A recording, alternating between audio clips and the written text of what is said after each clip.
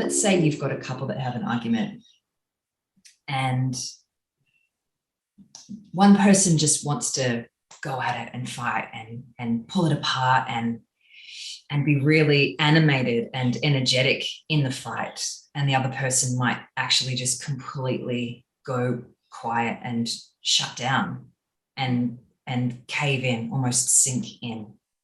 Would you say from that description of that kind of broad brushstroke hierarchy of the nervous system that might be what's going on when someone just goes, I give up, I'm out?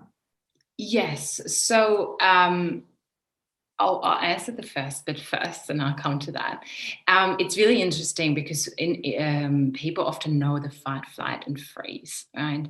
And the freeze response is not quite the shutdown response. So it's on a physiological level, what happens is that in fight and flight, it's just the sympathetic nervous system or part of the nervous system. And then in the freeze response, it's a combination of the sympathetic and the dorsal. And then in the shutdown responses, it's only dorsal. Okay. So the freeze response is often sort of like that deer in headlights where it's just like literally frozen. And I guess sort of the differentiation is with the shutdown, it's sort of that there's no life energy inside of me anymore. So that's sort of, it's a form of shutdown, but it's not the sort of pure dorsal shutdown. And I guess depending on how you work with your clients, that might be something to explore, right? Like, how does freeze feel for you and how does shutdown feel for you? So then the client can then realize, oh yeah, there's a difference. And I might need something, like I might need different tools depending on where I'm at, right? But does that make sense? Yes, it does. Yes. Coming to that couple, it's actually really common. Working with couples, I can see that a lot. Yes, so you can say that the way we engage, it comes from that survival response, right? So the perhaps the fiery person is using their fight response as a way to, it's actually often as a way to communicate their needs. However, it comes out as an attack. And the other partner, they might use the sort of flight response as in withdrawing, moving away, or depending on their history, they might go into shutdown. So I think what is important to know is that depending on our history, our nervous system has sort of a go-to survival response. And what that means is basically, depending on our life experiences, like whatever has worked the most is sort of the go-to one. And I think it's important to remember that we don't choose our survival responses, especially with people who have experienced trauma. There can be a lot of self-blame around, why didn't I fight? Why didn't I run away? So the self-blame is often actually around that shutdown response because it is perceived as, I didn't do anything. And so therefore it's my fault, which it's not. We don't choose our survival response. Our nervous system evaluates the situation and then does whatever it has to do for survival. In that lightning fast response. Yeah. Wow. Yeah. I'd love to speak to something that I really notice in a yin yoga context. Alma is also a yin yoga teacher. That's also part of her swag. Something that I talk about in the trainings and something that I would talk about in a class is, and I think it's also using yin yoga as a place where, because it's slower, to help people get to know themselves a little better, definitely getting to know their nervous systems a little better, but not stating it. But I would always say, I would ask those open-ended questions of just noticing if you take yourself quite far into an edge where you're feeling a lot of sensation, What else is happening in the rest of your body? Have you started to squeeze your teeth together? Are you clenching your jaw? Are you guarding in your musculature? Because I imagine that's also a sympathetic response, that gripping and tensing, because the body's going, is this safe? I don't know. I'm got my foot on the brake here. I'm not sure. And are you breathing? Are you holding your breath? And then can you try and guide yourself within this experience back to a level of intensity where the breath can move with ease? So it's really interesting listening to your language, because you're talking about something that I haven't mentioned yet, and it's really relevant, right? I do agree with you that especially in yin yoga, where, as you said, we slow things down. And if you imagine being in a society, and you don't have to imagine because we're living in a society like this, which is very fast paced, right? And so then you come to your yin yoga class and you slow down, and often what happens is that things automatically come up, because they are things that we haven't tended to all day, all week, maybe not for a whole year. Right.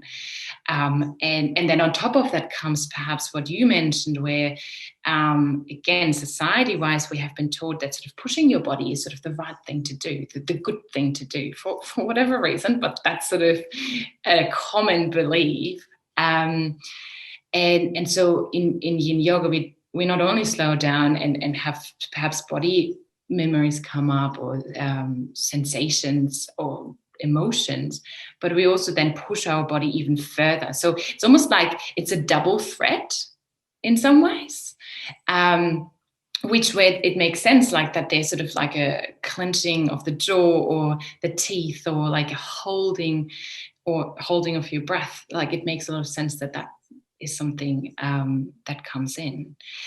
And the thing that you were talking about that I haven't touched on is, it sounds like when you were saying, like what do you need perhaps to find a bit more of your breath? What adjustments do you perhaps need to do or make to find a bit more ease or softness or regulation? It sounds like you're talking about, in some ways, you're talking about something called the vagal break. So what that is it lives between the ventral vagal, the top part, and the sympathetic response. It lives there. And what it does is, I was talking earlier, like if you go for a run, you need a bit more activation, right? So the vagal break releases a bit of energy. And then when you're at yin yoga, you might sort of need less less energy, because you don't do as much physically, so you release less energy. So that's what the vagal break is for, and we can use that actively as a way to regulate. So what helps me, it might help you as well. What helps me when I think about the vagal break is I think about it like a handbrake on a bicycle, right? So if you go downhill, you might want to tighten the brake a little bit more so you don't go too fast. But then at the bottom, you release the brake, and that's sort of how that vagal brake works. And so breath can be really helpful. In saying that, I do want to say that for some people, breath actually is also a trigger. So it's sort of it's that is a lot. Yeah, I think it's really important to say that that's the case. But just for a moment, if you think about breath, actually, especially like an out breath, that in itself is regulating for our nervous system. And because it engages that vagal break. Not to make it too complicated, but for a person who does feel breath is a trigger, what might be helpful is movement, like sort of like, can you expand movement or slow down movements? And it could be movements like this, like maybe not in a yin yoga practice, but sort of if they feel a bit dysregulated. But in a yin yoga practice, it might be sort of like, can I do a bit of maybe rocking from side to side. Maybe that's something that helps my nervous system. So for those that are just listening, when Alma said do this, it actually looked like she was doing a chi ball exercise with the hands just floating, hands out in front, floating away from each other and then coming back together. And on occasion, I do slip that into a yin class. So that's great. Yeah. I guess it's another way to conceptualize the break, the vagal break, but it's also, we were talking about earlier how our body has an innate capacity to heal, and movement is one of them. And allowing movement to happen as it comes up can be a way to regulate. Now that sounds really simple. It's not that simple because our mind kicks in. It's like, oh, did I do this movement weirdly? Or there's judgment, or there's all sorts of stuff coming. Yeah. I love that, because for so many people that I've spoken to and in my own experiences, sometimes when you're having that fight flight response, or even a more deeper traumatic response through that hierarchy, it just feels like there's this really clear divide between where my conscious logical place is and where this other aspect of me that the nervous system is guiding, and I can't, those two things are not communicating, because I could be having a memory and then have a response, and my current location could be my house. Logically, I can tell myself, what are you having this response for? You're safe. There's no actual threat here, but my nervous system doesn't know the difference. So there's some kind of a perceived threat, and then it launches. And I feel like what I'm hearing with everything you're saying, which is so beautiful, is that the body is that bridging place between where my logical thinking, reasoning space is, and where the nervous system actually lives. So if I have some kind of access to the body, even if it feels clunky or weird, or I feel dorky with whatever I'm doing, I'm probably a little bit closer to the place where I can find a way to re-regulate or regulate again, versus just trying to think myself to regulation. And that's what I see the struggle being with a lot of my clients, because I've not necessarily been able to guide them through a somatic practice. Or maybe I have, but it hasn't been the kinds of things that I know you've learned in your training. And so they feel like they're almost like they've got this split personality. I know there's no good reason for me to be feeling this way. Maybe there's that shame coming up, or that, why am I doing this? I know I'm safe, but then it's happening. Yeah. So quickly. And it's really, yeah, so much truth in this. When I was listening to you just then, what came up was that when we are triggered, our sort of the front of our brain actually disconnects, and we can't access our sort of prefrontal cortex, where we do all the decision making and logical thinking. So we can't really talk ourselves out of a survival response. It can assist sort of to look around in your environment and sort of noting that it's like, yeah, I can see there's objectively no harm. However, your survival response, it might have picked up on actually a body memory that, yes, has nothing to do with your environment, but perhaps something within you was triggered that so it still perceives that as a threat, and no amount of, I guess, talking yourself out of it will really help you moving through. And it can become this sort of vicious cycle where you try to talk yourself out of it, it doesn't work, then there's more frustration or more irritation, perhaps because there's a lack of control as well around the way we feel, and then there's we feel worse, we might feel even more triggered, and it just can go around and around. And I think in those moments, I remember the first question that you asked around, what do you do when you actually have a client and you can see, or you're assuming there might be a trauma response happening, right? And I think, well, first of all, coming back to your own nervous system, because likelihood is that watching somebody being triggered might actually dysregulate your nervous system too. So the first thing is actually to come back to your nervous system and do whatever you have to do to regulate. And that might have to look like you're still in the room, because you might not want to leave the client, but it's finding a way to regulate, right? And then from that place, it's really about being present, being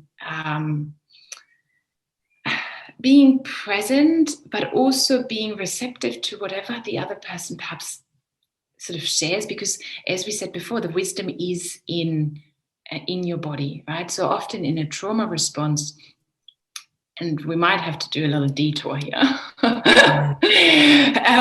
So what happens when we experience trauma is that ultimately survival energy gets locked in our body. And the way it happens is that, let's say there is a traumatic event and our nervous system mobilizes a lot of energy for us to either fight or run away, right? And if that's not possible, if that's not an option, as we said before, we go into that shutdown response. But what happens to that energy is that it stays in our body. So it's sort of like you press the brake and the accelerator at the same time. It's just sort of a lot of energy. And when we think about animals, because it happens for animals too, when we think about animals in the wild, what happens is, let's say they get a chance to actually run away eventually, right? Let's say there's a cheetah, there's a gazelle.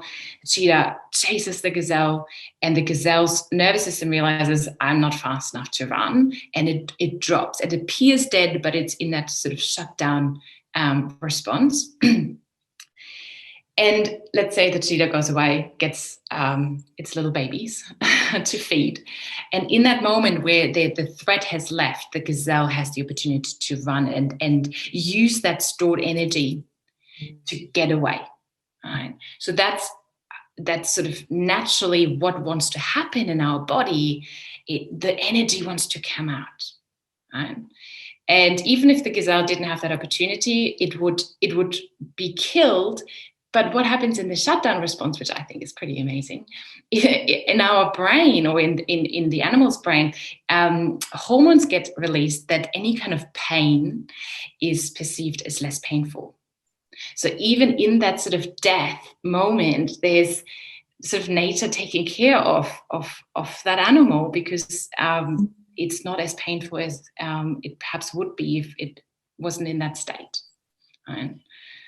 Which I want to ask about that. Well, the first thing I want to say is that Alma and I have talked about this a little bit before, because we often go for long walks and talk about our dogs. And one of the things I said to Alma was, I noticed that if my dog Larry has a fright, or if he's really overstimulated, he shakes it off, and then it's out of his body. I said, why don't we do that? Because Alma was telling me this exact same analogy of the animals in the wild, and how they innately have this way of clearing it so they don't harbor it, but that we don't necessarily do that. Or maybe we did do that once upon a time, but we don't tend to do it now. And then you're right, it is locked in the body.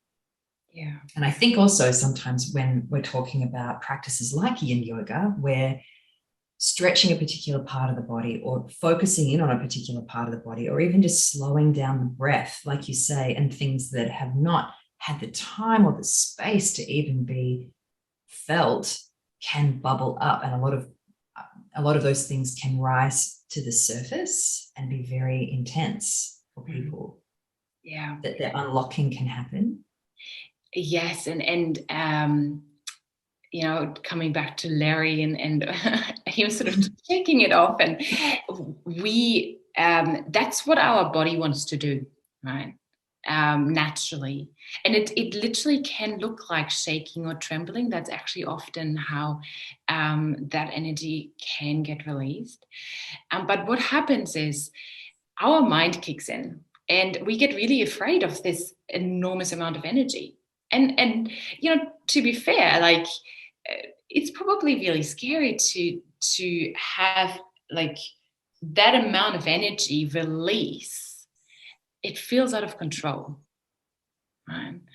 And so what we do is we shut it down with our mind. We avoid. We do whatever we have to do to shut it down. And when it comes back up, let's say in yin yoga, right? There's, let's say, a body memory that comes back up. Likelihood is that what we do is shutting it back down, because we're in a yoga class and it's inappropriate. We have all sorts of beliefs that we hold as well around why expressing that is not safe right now or not appropriate. And there's some truth to that too, because often when trauma has become locked in our bodies, it's really important to have some support around that. Actually, it's like the way to release that is never to just jump in and release it all, because likelihood is that we will get overwhelmed again and we shut it back down. So it's about little, small little bits and very slowly. But yeah, that's perhaps why in yin yoga, when we slow down and we hold positions that hold perhaps body memories, or it might be the way we tense our muscles, right? Memory. When we think about memory, we often think about sort of a story, or we think about maybe a sensation. Or an emotion, and it can be really, really subtle. I guess that's what I'm saying. And so in yin yoga, that can come up absolutely, and it might not even be in our awareness. And I guess that's sort of where, when it's not in our awareness, we're even more likely to shut it down, because it's like, this thing is happening, I don't like it, I'm going to shut it down, and it gets just locked again in our bodies. I'm thinking of a client that once was sharing the details of the traumatic event that they had been through, and before they could even get the words out, they were violently shaking. That makes so much sense now.